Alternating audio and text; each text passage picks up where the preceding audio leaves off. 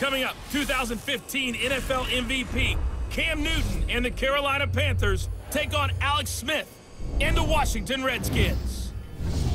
With that, let's get on up to FedEx Field near Washington. It is week 6 of the 2018 NFL season, and the Washington Redskins are currently 1-3 on the season, so we got to get going here if you want to somehow stay competitive in the very tough NFC East. Right now, I believe the Cowboys are 5-0, so we got to get our together if we want to get anything done in this season at all. And today we're facing off against the Heisman Trophy winner Cam Newton there, one of the more dynamic quarterbacks in the entire league. He can throw, he can run, and today they start off the rush to CJ Anderson. We find him in the backfield on his ass, and that is a loss on the first run of the game. So 3rd and 5 here, Cam Newton drops back. He's going to find a receiver open in Funchess, and he's going to get hammered there for the first down. So 1st and 10 here, ball on the 47 for Cam Newton. He's rolling out to the right side, trying the rush. He hits him with a spin move and another spin move, but luckily we have Kerrigan there to clean up the mess to make it 3rd and 4. Your ball on the 47. A missed throw back there by Cam Newton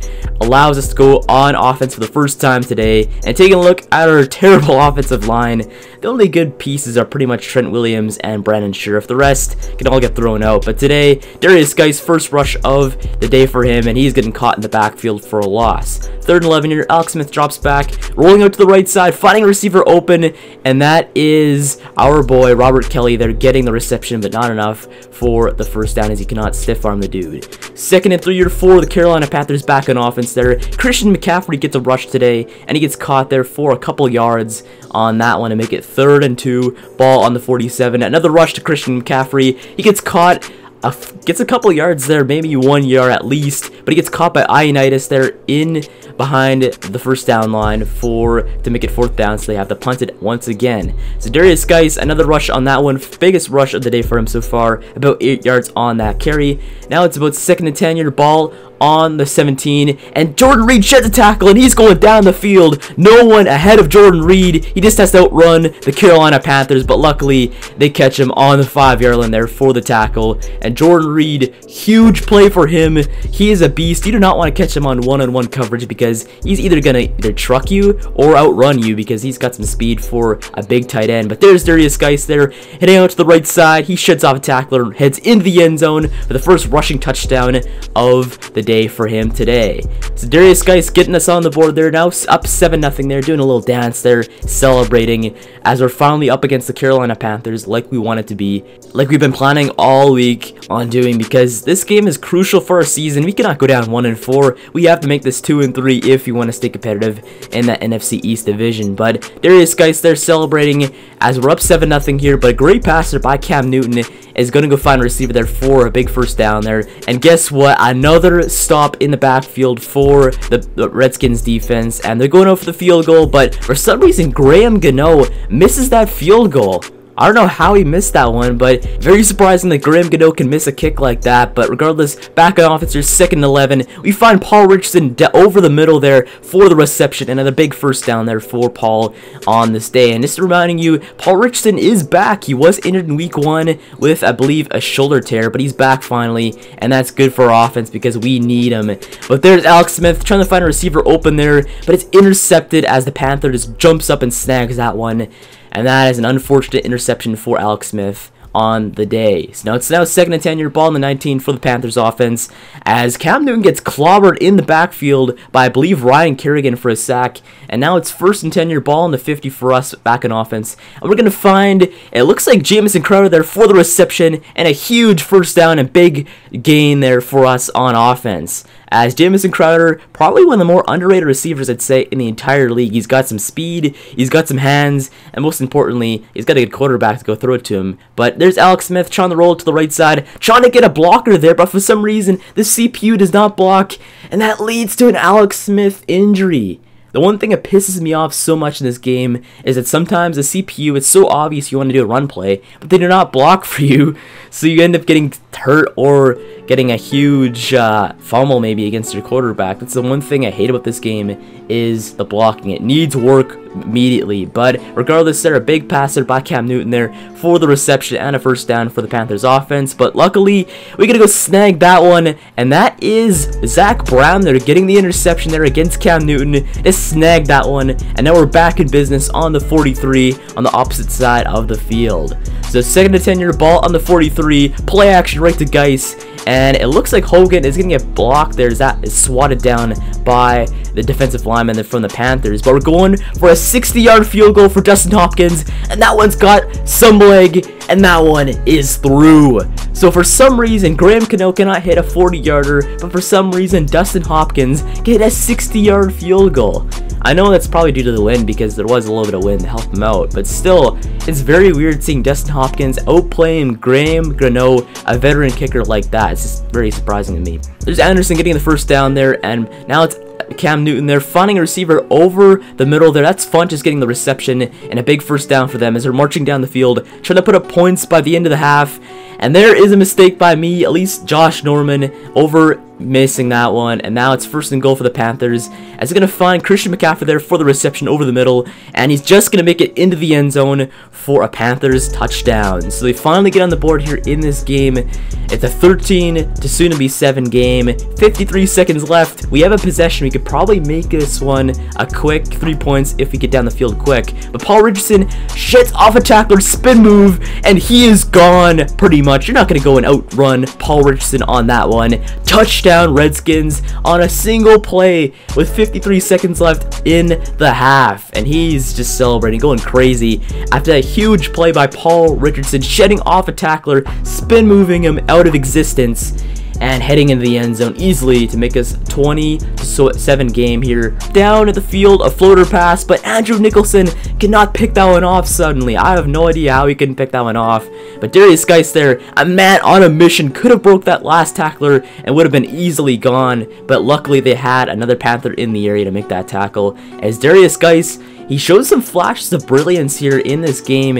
If you notice, he does shed a lot of tacklers. He's got some strength to him, and he's got some speed. That's what I love about him. But here's Hogan deciding to go run on that one, and he's going to get stripped of the football here in the 3rd quarter to start off this possession. Not good for us, as now the Panthers are set up on the 47-yard line here after that fumble by Chris Hogan. So with the backup quarterback, you're bound to find a few hiccups there, as Hogan unfortunately fumbles that one, and it's just the reality of having a 69 overall backup quarterback. We gotta find someone better if Alex Smith truly is injured for a couple weeks. But Graham Gano, another field goal and another miss by him. It is surprising seeing Graham Gano struggle this bad, but we're gonna find Doxson over the middle there for the reception and a huge chunk of yards to set us up on the 16-yard line here in the 3rd quarter. So Chris Hogan, he gets lucky every once in a while. He can find a great throw out of him sometimes, as we're finding Paul Richardson there in the end zone, but he could not hold on after that contact by the Panthers defense.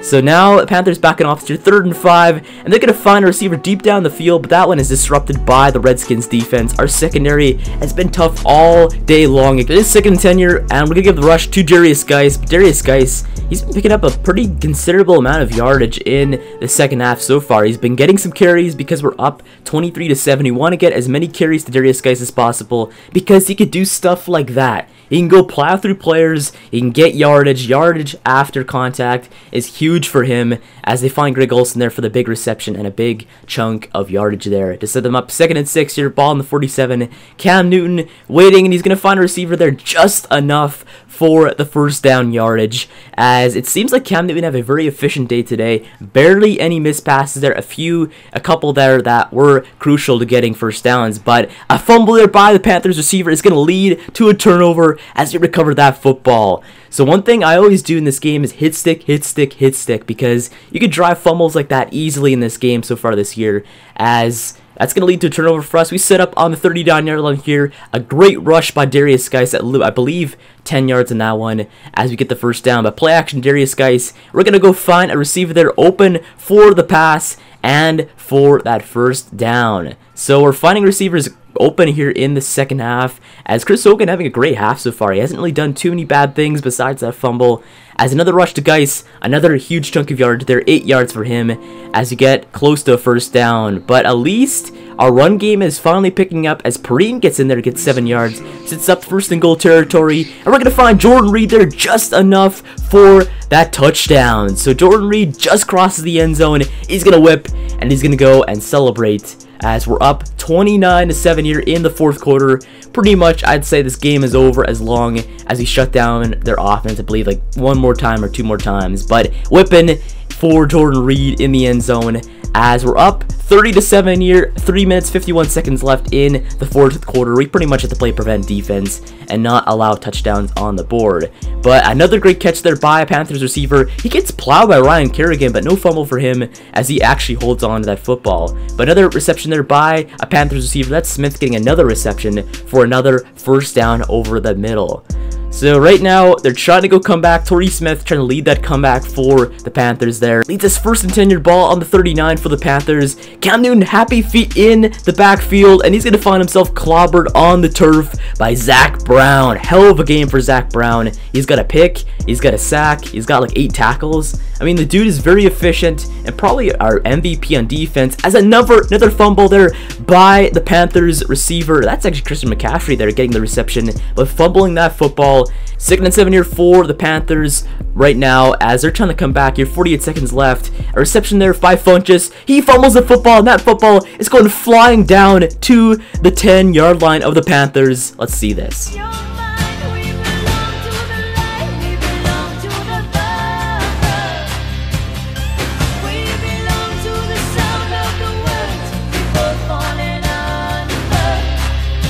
I don't know how Kerrigan cannot pick up that football, but who really cares? We're up 30-7. We're just having some fun here. As a reception, almost a reception there deep down the field by the Panthers, but that's broken up by our defense. As 22 seconds left, pretty much trying to run it out with guys, trying to make it 100 yards for him on the day for rushing, as we cannot do that, but at least we take the W.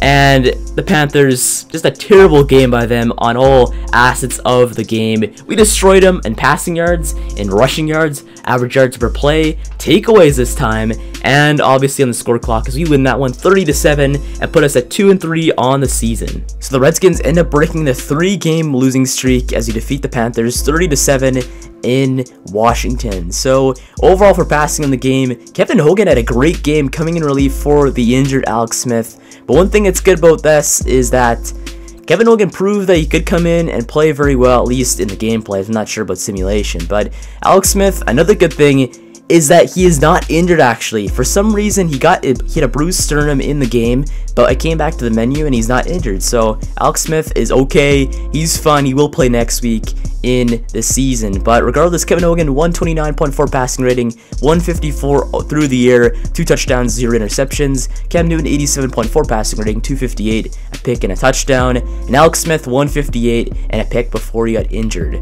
Rushing wise, great game for Geis, 97 on the ground, 27 carries, 3.6 per carry average, and a touchdown for him. McCaffrey at 21, Hogan at 11, 10 from Newton, and so on. Then receiving wise for us, great game out of our tight end Jordan Reed, 123 on 4 receptions. That huge reception, obviously, that was I think 78 yards on that play from Alex Smith, so that's why he got a huge amount of yards there. But 1 touchdown for him, and then Paul Richardson there, 89 yards, 2 receptions, 1 touchdown for him. Then Torrey Smith at 78 for the Panthers, 59 for Greg Olsen, 49 for Crowder, 47 for Funchess, 38 for Doxson, and so on. Then blocking wise, did we have a good game offensively for the offensive line? Sheriff did let up a sack, but I believe it's his first sack he let up this season, so that's fine with me. Then defensively there, Kwan short there, 10 tackles for him. I just want to see the Redskins for us. We had 9 tackles from Zach Brown, a sack, and a pick from him. Huge game for him. Our defensive MVP easily in that game. Kerrigan had 7 tackles and a sack as well. And then Orlando Scandrick there, 5 tackles for him, 4 for DJ, 3 for Dunbar, and so on. So sacks-wise, I believe only the 2 sacks from Brown and Kerrigan are linebackers. And picks-wise, only 1 pick from Zach Brown. Kicking-wise, Dustin Hopkins, great game from him, hitting from 60 yards out, 3 for 3 on the day, great game from Dustin Hopkins. Punting-wise, 2 punts for Tressway, 79 yards, not bad. So overall, great game for the Redskins. We take that W in Week 6, 30-7 against those Panthers. Put us at 2-3 on the season in the NFC East. Right now, we're tied the Giants. We're still down 4-1 for the Eagles and the 5-0 Cowboys hitting the division right there. So anyway, I'll guess let's tip it off right here. Make sure to like and subscribe for more Redskins franchise mode. And thanks for watching. I'll see you in the next one.